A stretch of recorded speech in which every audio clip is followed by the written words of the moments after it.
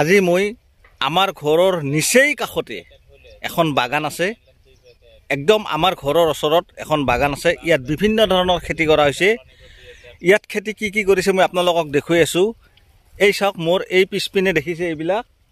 এইবিলাক হৈছে কবি ফুলকবি আৰু সেইবিলাকো ফুলকবিৰ গছ বৰ্তমান ফুলকবি কাটি আছে আৰু এইবিলাক দেখিছে এইবিলাক হৈছে জলকীয়াৰ গছ মই আপোনালোকক দেখুৱাই আছো কাৰণ মানুহে খেতি কৰিও যে স্বাৱলম্বী হ'ব পাৰে তাৰে এটা নিদৰ্শন মই আপোনালোকক দেখুৱাই আছো আৰু এই খেতিখিনি যিজন যুৱকে এই খেতিখিনি কৰিছে সেই যুৱকজনৰ মই কিছু সাক্ষাৎকাৰ লম ময়ো শুনিম আৰু আপোনালোকেও শুনিব এইবিলাক হৈছে জলকীয়া চাওক কিমান দূৰ এৰিয়া জলকীয়াৰ খেতি কৰিছে মই আপোনালোকক ফুলকবি চাওক এই ফুলকবি কাটি আছে মই দেখুৱাই আছো এই চাওক এইবিলাক বেপাৰীক দিব এই যুৱকজনে এই খেতিবিলাক কৰিছে চাওক এই ফুলকবি মই আপোনালোকক সাক্ষাৎ কৰিম তাৰে আগতে মই জলকীয়া কিমান লাগিছে অলপ দেখুৱাই আছো এইবিলাক হৈছে জলকীয়া কিমান লাগিছে চাওক নামটো এবাৰ কৈ দিয়া নামটো কি তোমাৰ মোৰ নাম পিয়াৰ আলী আৰু আপোনাৰ নামটো কি আছিল মোৰ নাম আব্দুল সাহেব শেখ মই খেতিয়কে আচ্ছা এই যিবিলাক খেতি এই জলকীয়াৰ খেতি এইবিলাক কি জাত ভেৰাইটি কি এইটো আপোনাৰ নামধাৰী সিড বুলি কয় নামধাৰী হাইব্ৰিড প্ৰডাক্ট হয় নামধাৰী কোম্পানী হয় আচ্ছা ইয়াৰ যিটো জাতটোৰ কথা পাহৰি গৈছে তাৰমানে এইটোৰ আসলতে তিনটা কোৱালিটি আহে এইটোৰ সঠিককে মোৰ নাম্বাৰটো মনত নাই পেকেটটো আছে ঘৰতে ৰাখি থৈ দিছো আচ্ছা মানুহে এনে কয় যে খেতি কৰি লাভ নাই খেতিত মানে লাভ কৰিব নোৱাৰে এই কথাটো কিমান দূৰ সত্য কিমান দূৰ গ্ৰহণযোগ্য এটা গ্ৰহণযোগ্য চাওক খেতিৰ বিষয়টো হল তাৰমানে আমি যিখিনি প্ৰেক্টিকেলি পাইছো যেতিয়া বজাৰ আজি এই বছৰটো যেটো বজাৰ আছে এই বজাৰটো থাকিলে খেতিয়কৰ কাৰণে তেনেকুৱা মানে বাৰ্ডেন নাহে চলি থাকা যায় কিন্তু এনেকুৱা এটা সময় আহি যায়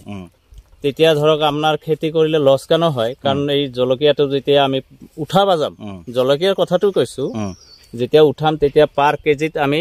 উঠা মানুহজনক 5 টকা কিলো দিবা লাগে আচ্ছা কিন্তু এনে এটা পৰ্যায় আহি যায় যেতিয়া 10 টকা বা 12 টকা কিলো বিক্ৰী কৰিব লগা হয় তেতিয়া আমাৰ মেডিচিনতো দূৰৰ কথা মানে ইয়াৰ উঠা খৰচটোও নুঠে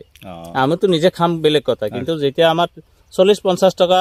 বা 60-70 টকা কিলো হয় তেতিয়াহে আমাৰ অলপ বেনিফিটটো হয় কিন্তু যদি ফল ফুল ভালকে লাগে বা মার্কেট ভাল পায় লাভবান হোৱাৰ বহুত মানে আশা থাকে আচ্ছা আৰু এটা মই কথা কৈছো তাৰ মানে খেতি কৰি স্বাৱলম্বী হ'ব পাৰি এতিয়া যদি স্বাৱলম্বী নহলে হয় মানে খেতিটো বাদ দিলে হয় আৰ খেতিৰ ওপৰতে অসমে নিৰ্ভৰ আচ্ছা আমি কৃষকটো নিৰ্ভৰে কিন্তু অসম গোটেই অসমখনে এই খেতিৰ ওপৰতে নিৰ্ভৰ জাতটো কি এইটো জাত আপোনাৰ সাকাতা কোম্পানী হয় যেটো এইটো আছে এতিয়াও ওলা নাই আচ্ছা এইটো সাকাতা কোম্পানী তো এইটোৰ মানে সিটটোৰ নাম আছিল হোৱাইট ডেক্স বুলি কয় জাত যথেষ্ট ভাল যোৱাবাৰো কৰিছিলো এইবাৰো কৰিছো হয়তো মাটি অলপ কম কাৰণে মই কমকে কৰিছো কাৰণ বাকি আৰু দুনিয়াৰ ভেৰাইটি আছে আচ্ছা কোৱালিটি আছে হিবিলাকো আছে তো যথেষ্ট ভালে হৈছে হয়তো জানুৱাৰী ফালে ওলাব আৰু কি এইটো আৰু কি আচ্ছা মই আপোনালোকক আৰু এটা কথা মই আৰু এজন খেতিয়কক মই সুধো আচ্ছা আমাৰ অসমত প্ৰায় ফেসবুক বা সামাজিক মাধ্যমত সদায় এটা কথা ভাইৰেল হৈ থাকে যে মিয়া মানুহে অকল খেতি কৰে আমাৰ বাকি মানুহবিলাকে খেতি নকৰে এই কথাটো কিমান দূৰ সত্য কিবা ক'ব নেকি সেই বিষয়ে নমস্কাৰ একচুয়ালি আপুনি যেটা কথা কৈছে হয় এটা কথা মানে মোৰ মতে সত্য নহয় আচ্ছা মিয়া মানুহ খেতি কৰে আমিও দেখি মানুহ আমিও খেতি কৰো আমাৰ মাটিৰ মানে উৰ্বৰতা শক্তি কম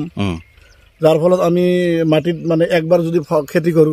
নেক্সট বাৰ কৰিবলৈ আমাৰ টান হয় যে আমাৰ চৰৰ মাটিখিনি যে যিসকলে আপুনি মিয়া বুলি কৈছে আমিও ময়ো মিয়া বুলি কৈছো সিহঁতৰ মাটিখিনি বছৰ বানপানী আহি উৰ্বৰতা শক্তি বৃদ্ধি পায় পলস মাটি পৰে সিহঁতে এটা খেতিত 3টা মান খেতি কৰে 3টা মান খেতি কৰে মানে এটা খেতি সিজনত 3টা নহয় এটা ৰুইছে তাৰ তলেদি আৰু এটা খেতি আছে মানে একেবাৰে 2-3টা খেতি তখন চপাব পাৰে যাৰ ফলত সিহঁতে অলপ উন্নত বেছি আৰু কি মিয়া মানুহবোৰে আমাৰ যিখিনি মাটি আমাৰ দেশীয় মানুহৰ মাটি সেইখিনি মাটি অলপ লাল মাটি, আচ্ছা আচ্ছা সেইখিনি উৰ্বৰতা শক্তি কম, যাৰ ফলত আমাৰ মানে উৎপাদন অলপ কম হয়। কিন্তু আমি খেতি কৰোঁ, আচ্ছা আমি ধান খেতি চাওক, ইফালে যিমান মাটি আছে এইবিলাক চব চাইনিজ বোৰৰ মাটি, এই বিল আছে কমপ্লিট চাইনিজ বোৰো লগাব, চাইনিজ লগাব কমপ্লিট। পাথাৰটা আমাৰ এইবিলাক আমাৰ এই দেশীয় মানুহৰ পাথাৰ, আচ্ছা ইয়াতে আমি খেতি কৰোঁ। ময়ো এজন খেতিয়ক, ময়ো এজন লিখা পঢ়া কৰিছোঁ, যদিও কোনো সংস্থাপন পোৱা নাই। কথা এইটোৱে, মাটিৰ লগত কথা নাই, মনৰ লগত কথা। আচ্ছা মানুহ উৎসাহিত হ'ব লাগে, খেতিৰ ফালে মানে খেতিমুখী হ'ব লাগে। কাৰণ সিহঁতৰ যদিও বালা মাটি বা চৰৰ অঞ্চলৰ মাটিখিনি অলপ আচলতে সাৰুৱা মাটি হয়, কিন্তু আমাৰ যদিও মাটি হয়তো পাহাৰুৱা মাটি বুলি ক'ব পাৰি, যিহেতু লাল মাটি, ইয়াতো খেতি কম নহয়। আচ্ছা হয়তো তাহাঁতৰ অলপ মানে 10,000 যদি এবিঘা মাটি মানে পূৰ্ণ কৰি ওলাব পাৰে, কিন্তু আমাৰ হয়তো 15,000 টকা যাব।